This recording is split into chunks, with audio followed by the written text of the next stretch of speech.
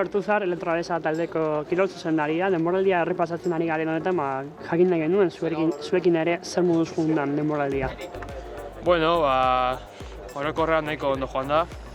Ez duguz igazko emaitzak oraindik berdin du, baina bueno, taldea nahiko homogeneoki dugu, beraien mailan ibili dire.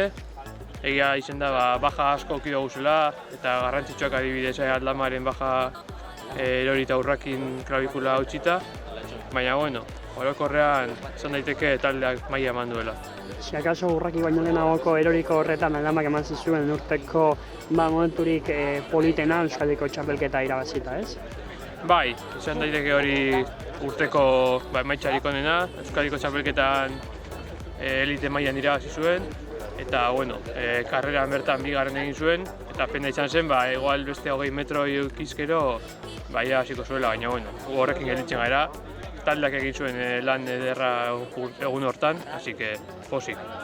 Gero, beti bezala, gazteekin lan egiten jarraitzen duzue, txerrenduari askori aukera ematen afizionetan lehiatzeko, eta pizkanaka txerrenduari on batzuk garatzen. Bai, gure taldea hartara bideatute dau.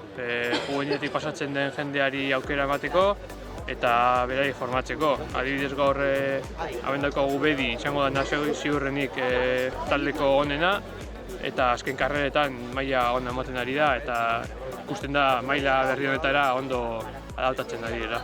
Hurrengo denboraldiari begira, zer? Hor gabiz taldea osatzen, gutxi gorabehera gure gutegia antzekoa izango da, saiatuko gara Kopa Espainiako lasterketaren bat ere korritzen, eta orokorrean proiektuarekin jarraitu eta sendotu.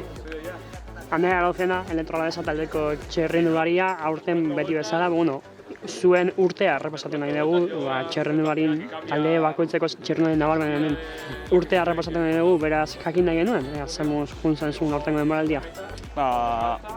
Ez behar batzuk izan ditu urten zehar, taldekide batzuen lesioekin eta hola, eta nik uste ez dara izan talde bezala urte ideala edo.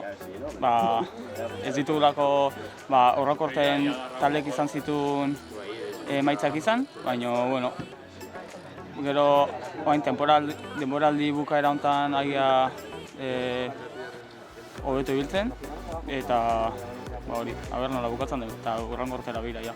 Talde berria izan da zuretzat, zer moduz esperientza? Dana diferente izan da, eta nik uste beti aldaketak hobera izaten diala, eta nire kasun bintzatala izan da. Hurrengo urtera begira esan duzu, zer espero zu hurrengo urtean? Aurten kostazait pixka erritmo hartzea, eta datorren urtera begira aurrerapauso bat ematen duten, eta nire burua aurrereno ikusten duten. Oier Aldama Elektrolesa taldeko txerrenduaria, eta aurten elite mailan Euskal Herriko txapeluna izandakoa duela hilabete batzuk natxituan denboraldia errepasatu nahi genuen zuretzat, eta horrelako momentu politak izan dituzu Euskal Herriko txapeluna izan da, baina baita ere momentu ilunak eroriko eta austurekin. Orokorrean, zer moduz junda zure urtea? Pertsonalki urte nahiko txarra izan da, ez? Egia da, Euskal Herriko txapeldun izan nintzela, baina hortik aurrera lepo uztaia utzi nuen, eta hainbat gaixotasun desberdin izan ditu, COVID eta bar, eta ezin izan du nire maila erakutsi edo jarraitasun bat lortu, ez? Uste dut denboraldi osoan 15 karrera edo bakarrik egin ditu, beraz, pizka triste alde horretatik. Taldeak beti lagun izan duzu eta apoio modura handia izan dira haiek, talde bezala nola ibili zarete? Uste dut taldea, ditugun taldekidea, asko saiatzen direla laguntzen, eta horri balio handia ematen diot, ez? Naiz eta lasterketa gutxi korritu, bertan egon dira behar izan dudan momentu guztietan, eta nik kanpoan egon naizenan ere beraiek lan fina egin dute, ez? Uste dut emaitzik ez ditugula lortu, baina, uste dut borrokatu egin ditugula, hori dela garrantzitsuena. Talde bezala, pizkanaka hobera egiten ari zareten, ez da batzutan momentu ilunagoak izan. Hori da, ez? Esan dezakegu, emaitzak ez direla beste urtetan bezalakoak izan, baina uste dut borrokaldetik, presentzialdetik, pizkanaka aurrera pausuak ematen ari gerrela. Zorte hon.